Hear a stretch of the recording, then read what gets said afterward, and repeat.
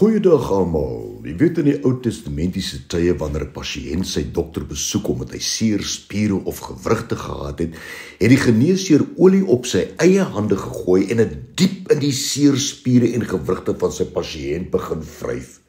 Daardie deurdringende toediening van die olie was baie gewild en was bekend as 'n wonderwerkende behandeling. Die Hebreëse woord vir hierdie tipe behandeling is balal, wat die diep insmeer of invryf van olie op 'n individu aangedui het. Dawid het hierdie metafoor, die vryf van olie op seer spiere, in die volgende teks gebruik, Psalm 92 vers 10. Ek is met vars olie gesalf. Maar waarom gebruik Dawid hierdie woord, balal, hierdie salwing as 'n metafoor as hy sê, ek is met vars olie gesalf? Dit dui op die wonderwerkende teenwoordigheid van God in jou lewe. En dit is wat die Jode van al die ander nasies van die wêreld afgesonder het of anders gemaak het. Dit was wat die profete die inspirasie gegee het om die woord van die Here foutloos te skryf, en ons kan nie sonder daardie salwing van vars olie enige dag begin nie.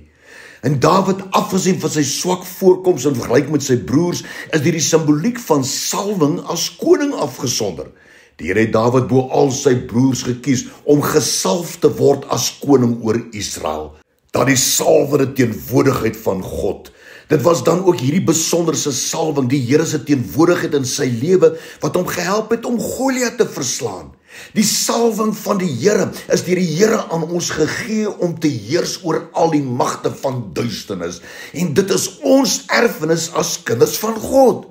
Christendom mag nooit handel oor reëls, wette of teologiese standpunte nie. Dit gaan ook nie oor historiese rekords of morele lesse wat in 'n boek gevind word nie. Salwing, balal, is gegee vir 'n spesifieke doel in jou lewe, 'n doel wat nie vervul of bereik kan word sonder die kragtige teenwoordigheid van God nie.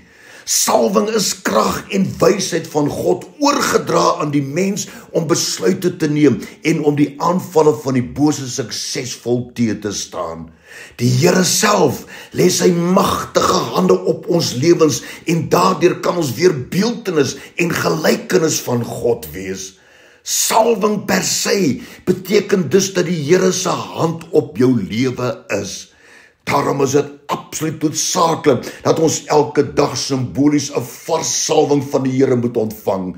Nader tot my, sê die Here, en ek sal tot jou nader. Ag, laat die Here toe om jou gedagtes en jou emosies te rig terwyl jy werk, terwyl jy jou besigheid bedryf, want hy alleen kan jou gee wat jy nodig het. Laat hom toe om sy hand op jou te lê. Ja, laat hom toe om jou te salf met sy krag, sy wysheid en sy teenwoordigheid. Laat daardie salwing jou hele wese deurtrek. Dawid, die magtige koning van Israel, roep uit in Psalm 92 vers 10 tot 13. Ek is met vars olie gesalf en my oog sien met welgevalle neer op die wat my voorlê. My ore hoor van die wat teen my as kwaaddoeners opstaan. Die regverdige sal groei soos 'n palmboom. Hy sal opgroei soos 'n seder op die Libanon. In die lig van al die kompetisie en uitdagings wat jy teekom, is dit verseker wat jy elke dag van jou lewe nodig het, 'n salwing van God met vars olie. Ag Here, ek bid dat u hand op 'n vars, op 'n nuwe manier sal lê op almal wat na hierdie oordeenking luister. Vryf die olie van u Gees diep in ons lewe in, o Here, en laat die kragtige geur van die salwing gevoel en gesien word deur almal met wie ons in aanraking kom vandag. Laat die krag in en deur elkeen van ons gesien word in alles wat ons vandag doen. Amen. Jy weet, in die belofte van die Here sê dan vir ons, en alles wat jy doen, sal jy voorspoedig uitvoer. Dankie daarvoor, Here. Amen.